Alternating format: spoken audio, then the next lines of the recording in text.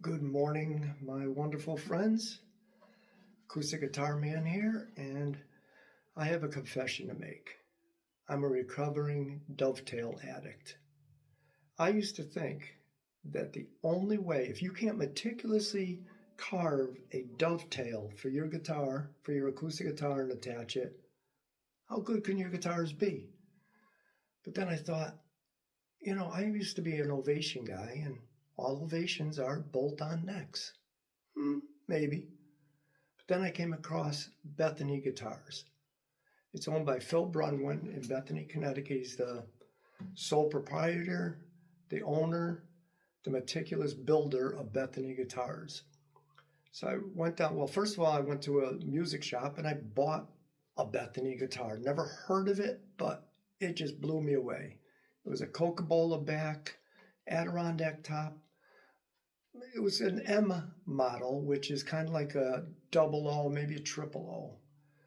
And I bought it. It was an expensive guitar. It had, it said Bethany guitar. Normally, I would only buy a Martin, Gibson, something with a name on it that I recognized. But the owner of the guitar store turned me on to Bethany Guitars. He gave me an article in the Inc. Connecticut magazine that there was an interview done in this big layout on Phil and all his property he bought with all these barns. Talked about one of the barns had a beat up old guitar in it, and he took it apart and figured out how to rebuild it, and he did that. And he's a Gibson guy. So he started building guitars based on Gibson design. Now, Phil is an engineer from England, but he came over here, I don't know when, but he started building guitars in 2012. So I was thinking about, I wanted to have a guitar built. I know it's going to be expensive, so I sold the one I bought. Some guy came up out of Brooklyn, New York, calls himself the Beard. I don't know. I think he's, I'm just identifying him, Hasidic Jew, because he had the curls. And I think he even identified himself like that. But he has YouTube videos out there. Really, really good player. He came up once, all the way from Brooklyn, to meet with me. I had posted a guitar on Craigslist, and he loved it. But he wanted to trade, and he wanted to trade a custom Fender Stratocaster. And I almost did, but I'm not an electric player. I got no place to play electric guitars. So I turned him down. He contacted me again, maybe a week or two later, and he asked me if it was still for sale, and I said, sure. And he came all the way back up with the cash, and he bought it. So then I went down, and I asked Phil, I called him up, and I said, hey, can I come down? He said, absolutely. So I came down, being a friend of mine, and started looking at his little shop. And it's not a big shop, because he's the only owner. He does everything by hand. I mean, he builds them, sprays them, high gloss, nitrocellulose finish, does everything. But then at this point, I didn't know that he didn't do dovetail attachments on his guitar. I'm still thinking, these are expensive, beautiful guitars. They got to be a dovetail. Then he started showing us how he attaches the necks, me and a friend of mine. And first of all, let me show you how close the tolerances are, if you can see. Don't think you can see any space.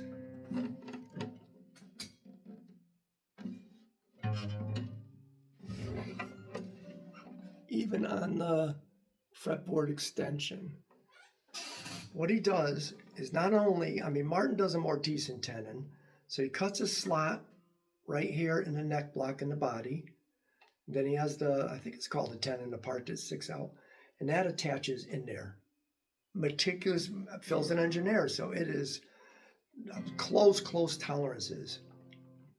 But what Martin doesn't do, and what most don't do, maybe Bourgeois guitars out of Maine, Dana Bourgeois, his guitars, again, are up there. I think Phil even says that Bourgeois, Dana got the design from him.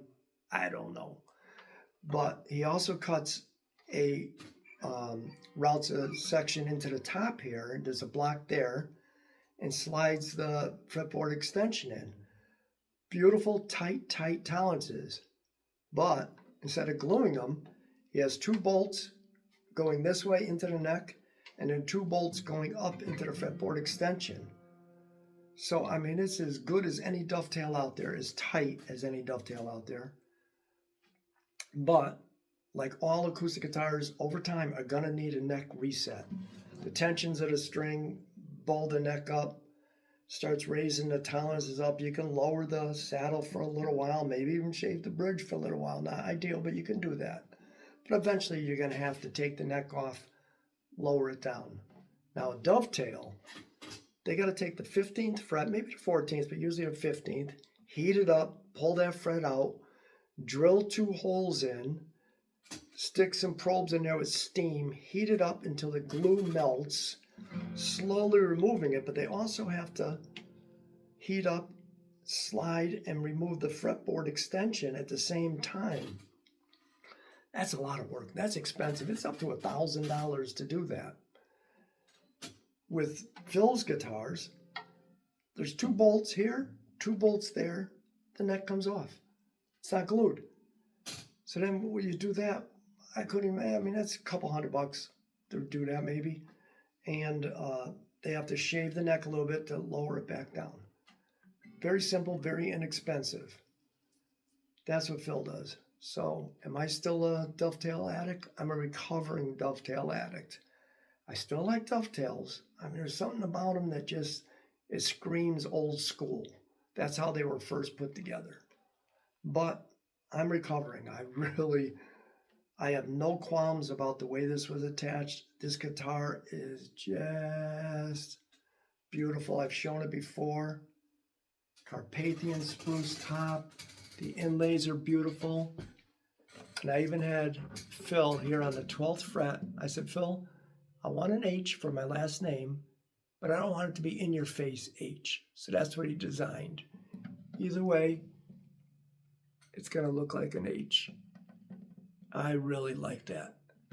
The back and sides are beautiful Madagascan rosewood. And I got this at an incredible price. I got it just before he raised his prices. He even raised them right after mine and for my friend by $500.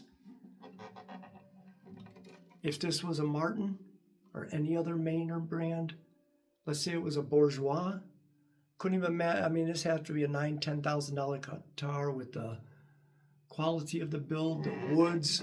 I mean, it's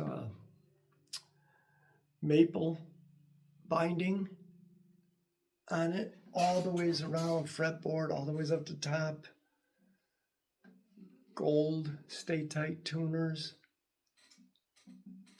Very, very lightly braced, and I do have a clear, probably can't see it, but a clear pick guard on it. All inclusive, I only paid $2,800. Believe me, that's a ton of money, but I've bought, traded, sold guitars in order to do it, including that one that I bought and the guy came up out of Brooklyn, New York to buy. So I did all that in order to get my one guitar that I love this guitar. It's ebony bridge, ebony fretboard, and true ebony, not the stained or striped ebony. And I don't know if you can see inside the tag or not. But just want you to say that I am recovering dovetail addict, and I will continue to recover. Whoops, let me get that little shine out of your face there from my light. Everybody have a good day, and we'll talk again.